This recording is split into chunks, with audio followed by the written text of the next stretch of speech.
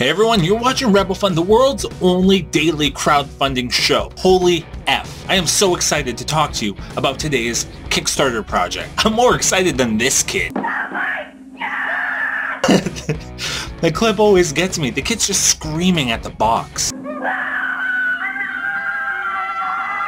Well, like that kid, I am a gamer at heart. I love board games and video games and mind games and puzzles. I love systems and rules and strategy. I live for it. Actually, like an unhealthy amount. I'm pretty basically like the villain from any movie ever. The guy pulling all the strings and just having fun toying with things. That's me. Today I'm looking at a board game that gives me the literal chills. The hair on my arms is standing up. I feel like a kid on Christmas just thinking about this game.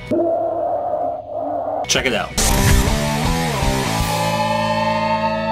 Actually, while we're on the subject of Christmas, Jackie, sweetie, if you're watching this, this is the game I want for Christmas next year. Just saying. The game is called ZNA and it's a post-apocalyptic game. It takes place in Boston 10 years in the future. A thick fog has covered the land, destroying and mutating inhabitants. A group of 4 survivors, well, survive. Now, while the mutants in the game do look pretty scary, I have one complaint. I spent half my life living in Boston, and these mutants are not realistic. This guy, for instance, should be wearing a socks hat. Know what I'm saying? So ZNA is a cooperative game. Now, what's a cooperative game, you might be asking? These games are few and far between. If you're unfamiliar with how a cooperative game works, just watch one of these 2 episodes, click on those thumbnails, and you'll see Will Wheaton on his show playing cooperative games. It's basically like Left 4 Dead or Borderlands. You and your teammates work together and like the whole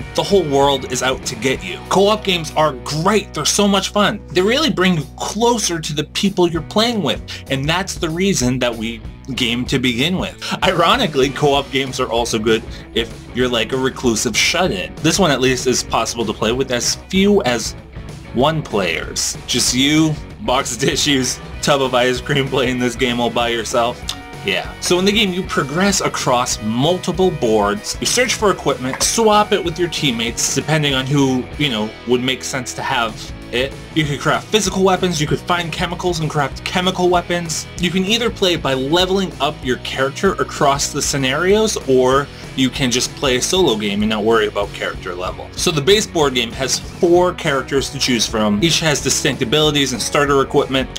Check out that lady! Someone drank the last of the green beer and she is not happy about it. She did not take it well. Now, because it takes place in a city where the fog is transforming things, the fog itself is a heavy gameplay aspect. You take damage from fog. If you're wearing a gas mask, you can tolerate light fog, but heavy fog will hurt you. They also created an app which introduces like an augmented reality aspect of the game, which is kind of cool. So click here to go to their Kickstarter page. Watch the video. The video is so well done. I was like watching the video, eating popcorn, just hanging on every moment. Read the rules, give these people your money. You're not going to regret it. There's so much more I didn't cover here. And don't forget to subscribe to my channel. I put out one of these videos a day, Monday through Friday. And if you liked this video, you'll probably like the one I did on a board game called World of Yoho. Now that's a cool augmented reality game where you use your cell phones as the pawn pieces and your screen dynamically updates depending on what